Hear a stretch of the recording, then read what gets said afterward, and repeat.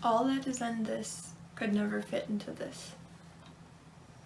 Hey Adventures, today is a video about book to movie adaptations and what worked for us. So we've decided to split this into accuracy versus emotional impact, and we'll explain that once we get to that specific section.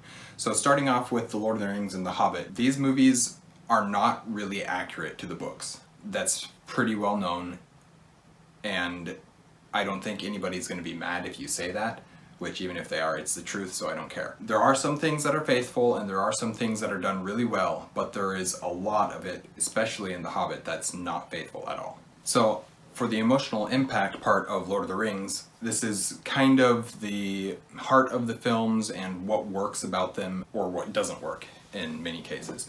So the Lord of the Rings, there is a lot of emotional impact. The reason why it works, and I've said this multiple times, the reason why the Lord of the Rings movies work as well as they do is because Peter Jackson, the director, successfully captured the essence of what Middle-earth was. You can argue about whether he did a good job portraying that or not, but he did capture the essence, and that's a very important part. You feel like you're in Middle-earth when you're watching those movies. The Hobbit, on the other hand, while I personally enjoy the movies, I cannot reconcile them as being based off the books because it's so drastically different than the books. So he also didn't maintain that same level of emotional impact as The Lord of the Rings had.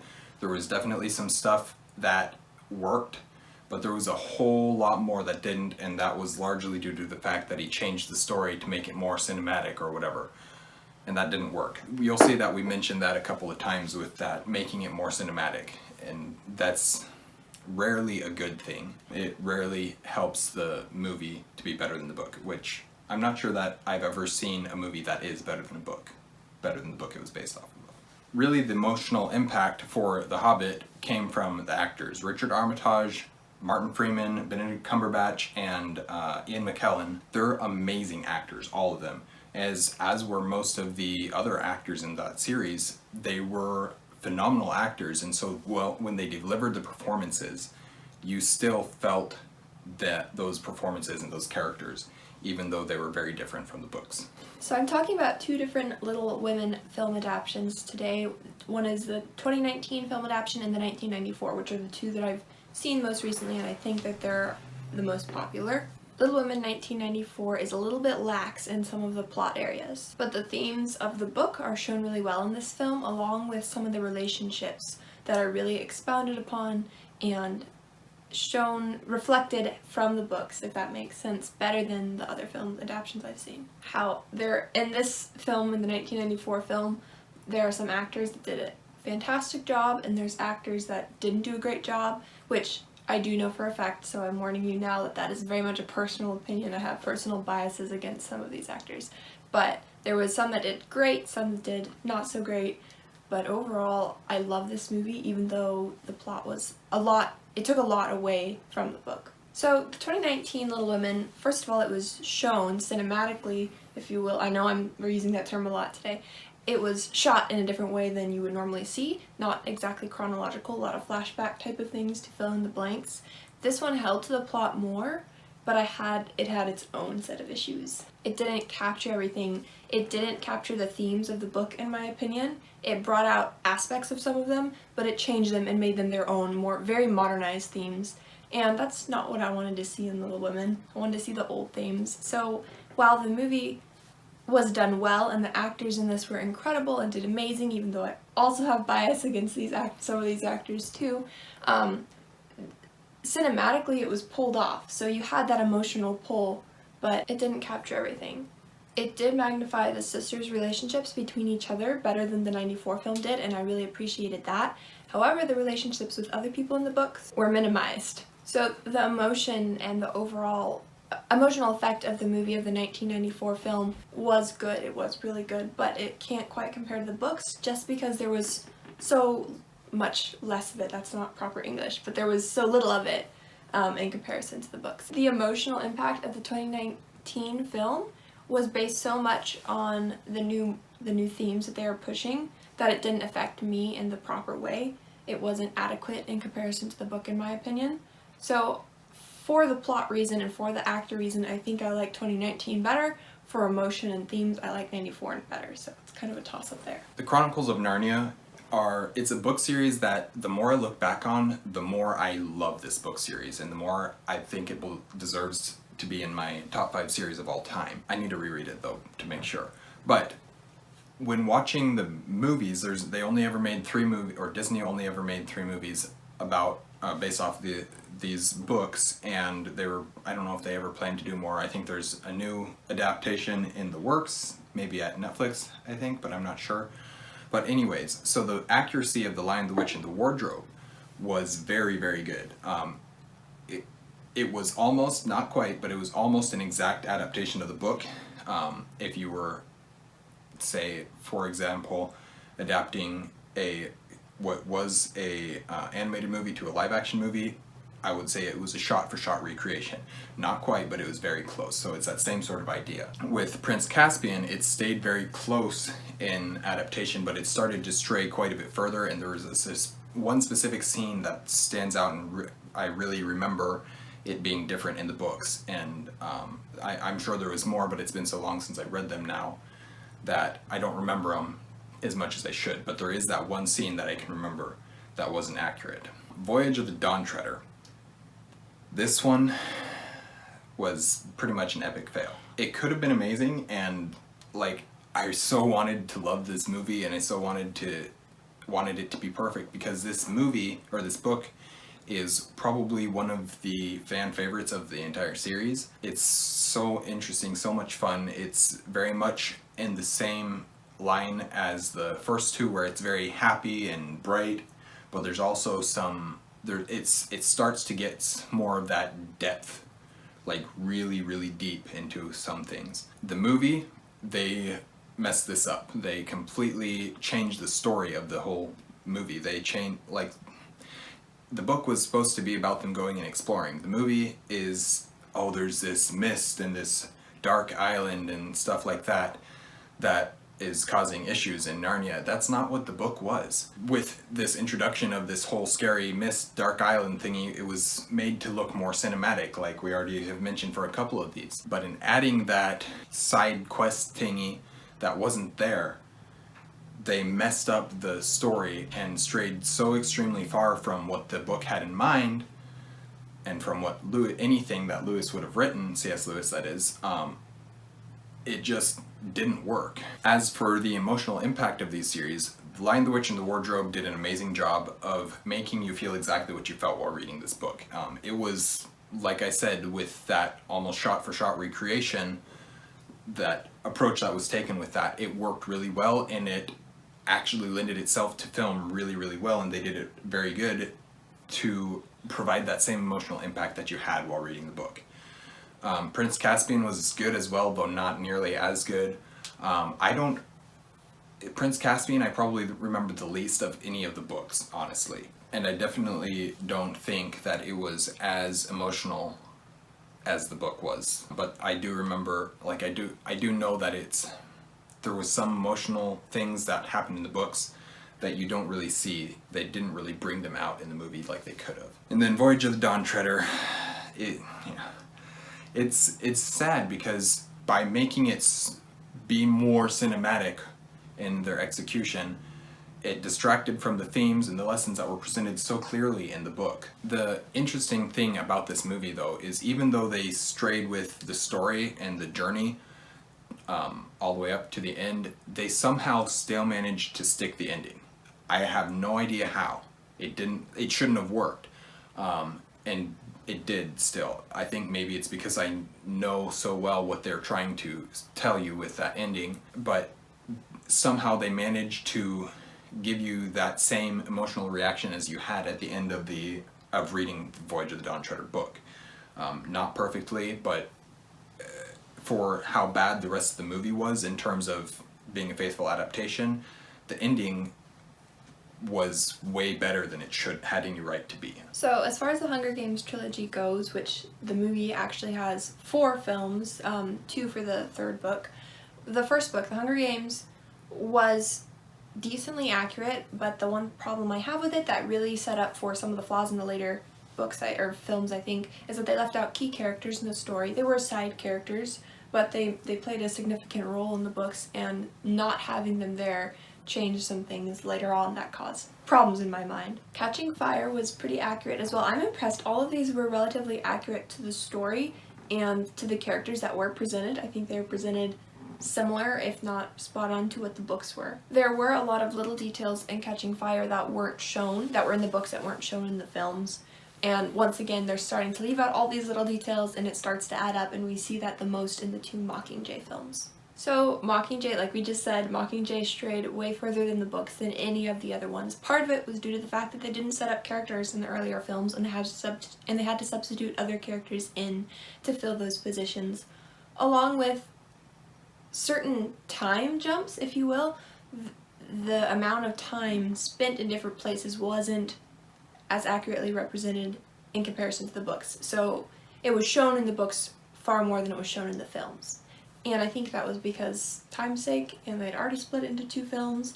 But yeah, they had a lot to wrap up, and the films were really enjoyable. So emotionally wise, The Hunger Games worked compared to the books. So I didn't find the first Hunger Game book to be really, really heart-wrenching. There were some aspects of it that were, and it carried me along as a story, and I think it was a great story.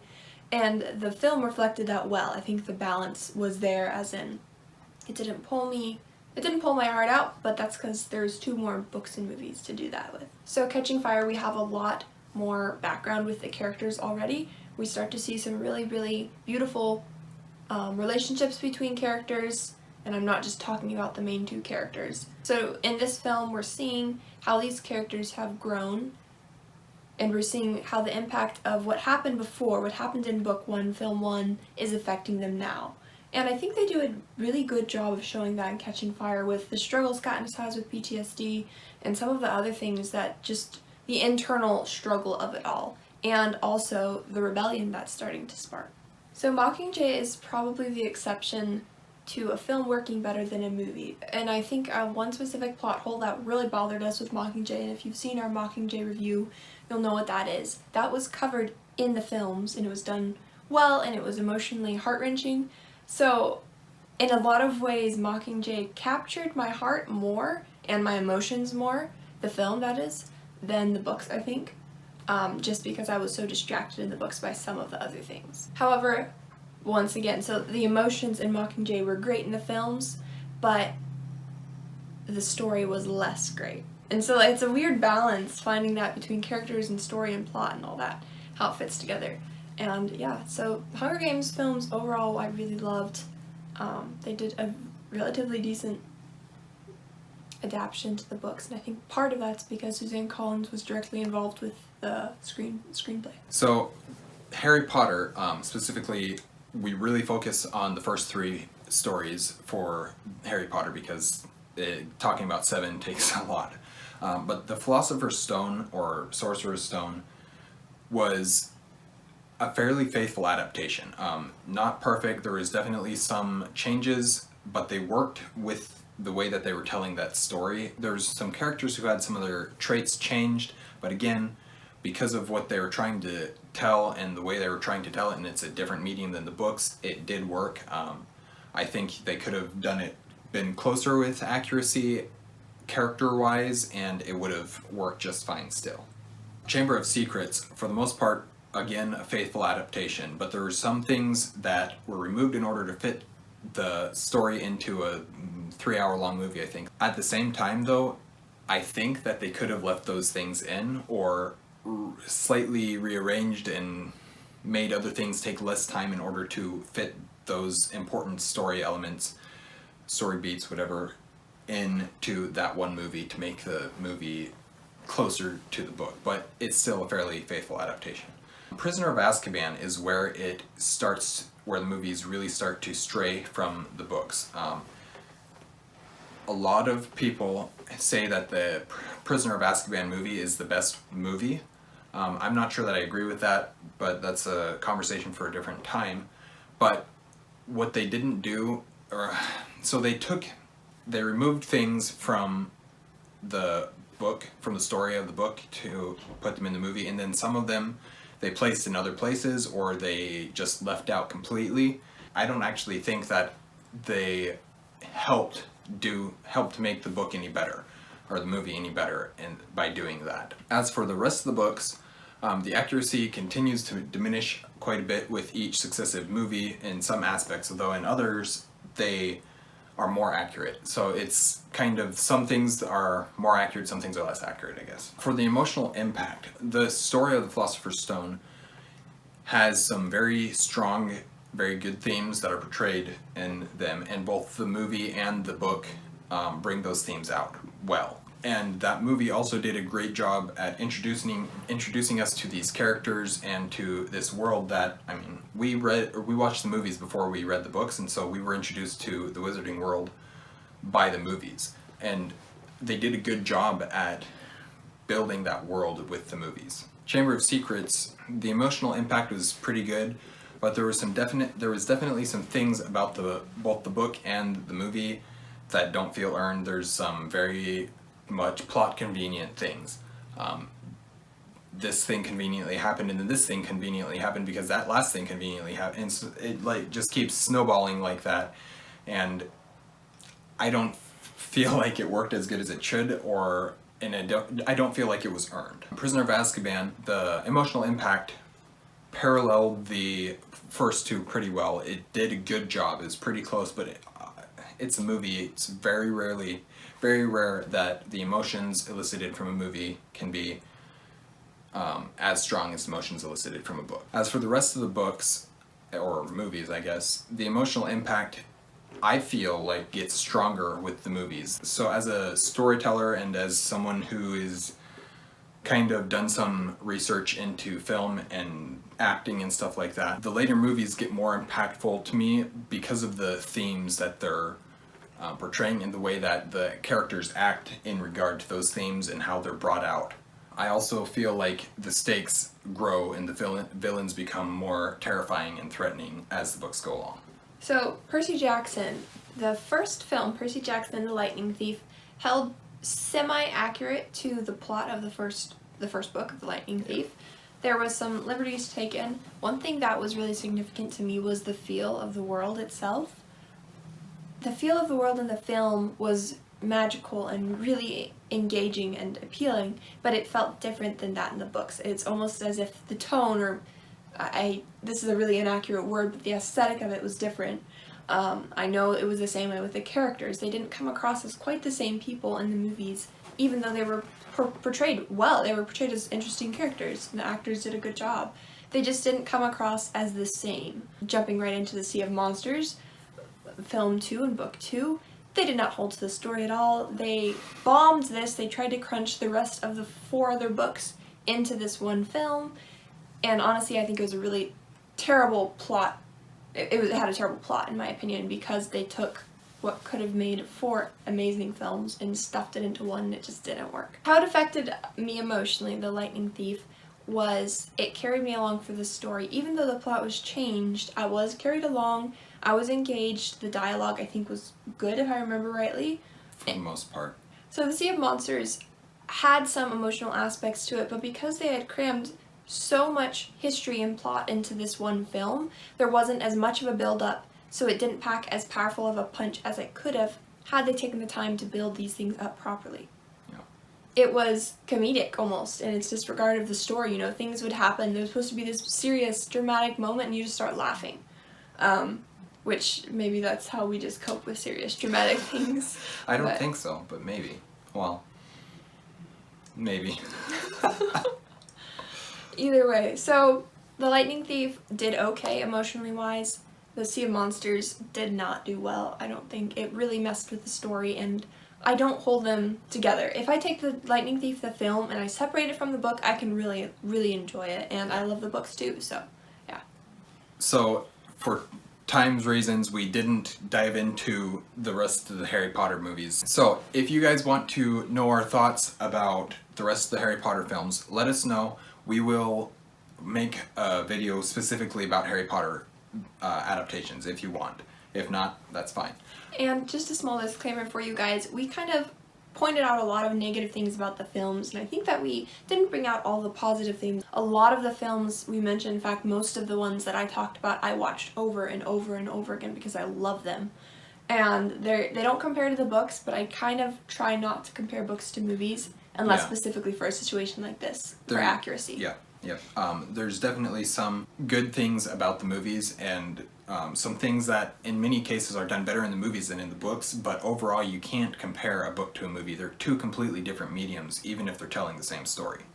So you're never going to be able to fit every single thing into a movie when you're adapting a book. If you have any more videos that you want us to do, please let us know. We hope you enjoyed this video. Thanks for watching, guys. Stay warm.